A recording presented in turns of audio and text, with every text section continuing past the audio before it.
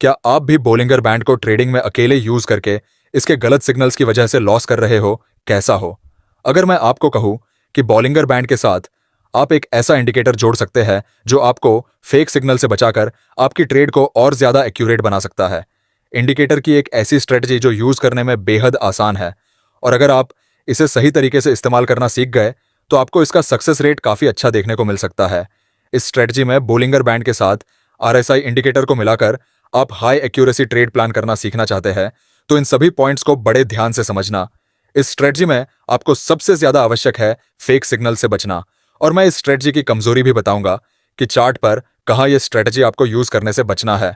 लेकिन रुकिए, इस स्ट्रेटजी में सिर्फ इंडिकेटर्स के भरोसे ट्रेड प्लान नहीं करना है, इसमें हमें प्राइस एक्शन की जड़ी बूटी मिलाना होगी, तब जाकर बनेगी ये हमारी एक भरोसेमंद स्ट्रेटजी।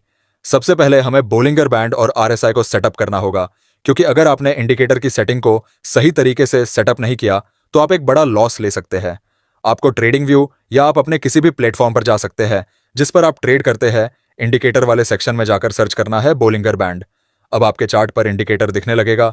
अब हमें जाना है बोलिंगर बैंड की सेटिंग में।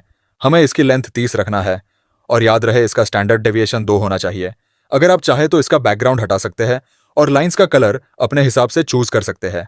अब जान लेते हैं बोलिंगर बैंड काम कैसे करता है। आपको ये बीच की लाइन दिख रही है, ये हमारी मूविंग एवरेज लाइन होती है, जिसकी लेंथ हमने 30 रखी है। इसका मतलब हमने 30 कैंडल्स का एवरेज लिया है।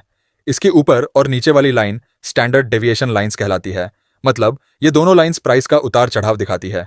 अब आप दोबारा इंडिकेटर के सेक्शन में जाकर रिलेटिव स्ट्रेंथ इंडेक्स यानी आरएसआई को चूज करना है। अपर बैंड 60 और लोअर बैंड को 40 रखना है, लेंथ को रखना है 13।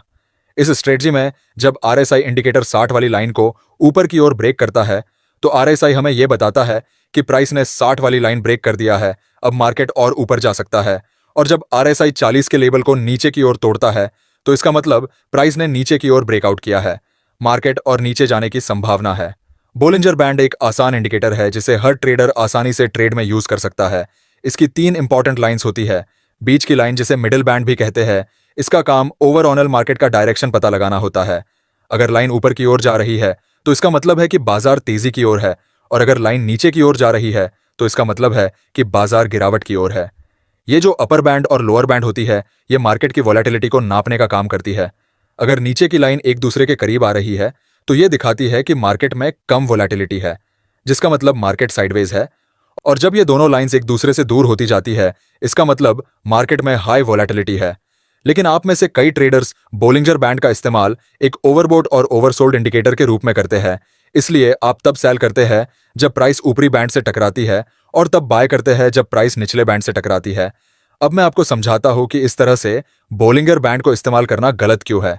आप इस चार्ट को ध्यान से देखिए।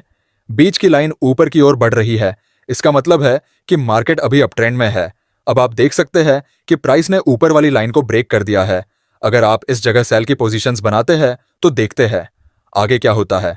अब आप देख सकते हैं कि प्राइस यहां से नीचे आने की बजाय और ऊपर निकल गया और आपने अपना पैसा खो दिया है। और अब एक एग्जांपल ये भी देखिए, बीच की लाइन नीचे की तरफ है, इसका मतलब प्राइस अभी डाउन ट्रेंड में है। अब आप देखेंगे कि प्राइस ने नीचे वाली लाइन को टच कर दिया है। अगर आप इस जगह बाय की पोजीशन बनाते तो देखते हैं आगे क्या होता है। अब आप देख सकते हैं कि प्राइस यहां से ऊपर जाने की बजाय और नीचे गिर गया है, और इस वाली ट्रेड में भी आपने अपना पैसा गंवा दिया है। क्योंकि अगर आप इस इंडिकेटर को सिर्फ ओवरबोट या ओवरसोल्ड के सिग्नल के रूप में इस्तेमाल कर रहे हैं तो आप मार्केट ट्रेंड के खिलाफ ट्रेड कर रहे हैं, जो आपके लिए ठीक नहीं है। इसलिए बॉलिंगर बैंड इंडिकेटर का कई बार बैक टेस्ट करने के बाद मुझे असल में सबसे इफेक्टिव स्ट्रैटेजी मिली है, जिसका आप यूज कर सकते हैं, और इस स्ट्रेटजी को बोलिंगर बैंड निचोड़ कहा जाता है। इसलिए यह स्ट्रेटजी अनस्टेबिलिटी का यूज करके प्राइस के ब्रेकआउट की भविष्यवाणी करने पर आधारित है। मार्केट अभी कम वोलेटिलिटी में है, लेकिन आगे चलकर वोलेटिलिटी बढ़ेगी, जिससे बड़े मूव और ब्रेकआउट आ सकते हैं। इसलिए हमारा काम है ऐसे कम वोलेटिलिटी वाले मार्केट को ढूंढना और अंदाजा लगाना कि ब्रेकआउट कब और किस दिशा में होगा। इसके लिए पहले ऐसे मार्केट को पहचानें जो एक रेंज में हो। इसे आप मिडल एसएमए लाइन देखकर पहचान सकते हैं, जो लगभग सपाट होनी चाहिए, पूरी तरह सपाट होना जरूरी नहीं। साथ ही दोनों बैंड एक दूसरे के करीब होने चाहिए। सिर्फ बोलिंजर बैंड के साथ ट्रेड करना रिस्की हो सकता है, इसलिए बोलिंजर बैंड के साथ आरएसआई इंडिकेटर को यूज करना होगा, क्योंकि बोलिंजर बैंड एक वोलेटिलिटी इंडिकेटर है और आरएसआई एक मोमेंटम इंडिकेटर।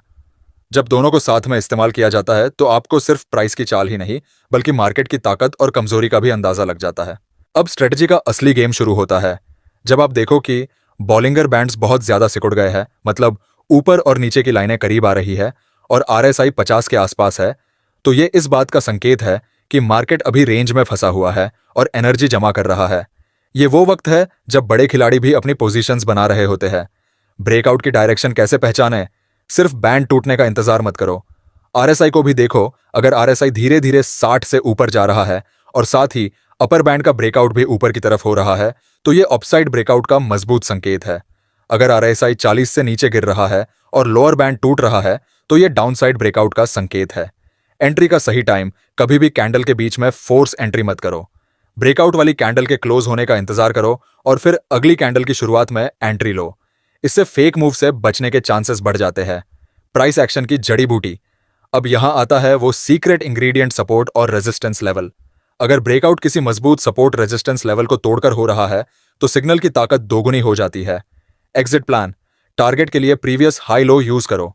स्टॉप लॉस हमेशा मिडिल बैंड के बाहर, लेकिन ब्रेकआउट के उल्टे साइड में रखो। अगर आप इस स्ट्रेटजी को प्रैक्टिस में लाते हैं, बैक टेस्ट करते हैं और डिसिप्लिन के साथ चलते हैं, तो आप फेक सिग्नल से बच सकते हैं और हाई प्रोबेबिलिटी ट्रेड्स पकड़ सकते हैं। याद रखिए, इंडिकेटर सिर्फ रास्ता दिखाता है, मंजिल तक पहुंचना आपके डिसिप्लिन पर निर्भर करता है। तो अब सवाल यह है कि अगली बार जब मार्केट आपको फेक सिग्नल दे, क्या आप फिर फंसेंगे या इस स्ट्रेटजी से उसे मात देंगे? याद रखिए, ट्रेडिंग में जीत सिर्फ उन लोगों की होती है जो सही मौके का इंतजार करते हैं और सही समय पर वार करते हैं। अगर आपको यह स्ट्रेटजी पसंद आई और आप चाहते हैं कि मैं इसी तरह की और हाई एक्यूरेसी ट्रेडिंग सेटअप आपके लिए लाऊं, तो अभी सब्सक्राइब बटन दबाइए, क्योंकि अगला वीडियो आपकी ट्रेडिंग को अगले लेवल पर ले जाने वाला है। अगर आप ट्रेडिंग में नए हैं तो आप मेरे चैनल पर जाकर ट्रेडिंग से जुड़ी जानकारी की और वीडियोस को देख सकते हैं, वो भी आसान भाषा में। अगर आपको यह वीडियो पसंद आया है तो लाइक और कमेंट करना बिल्कुल ना भूलें।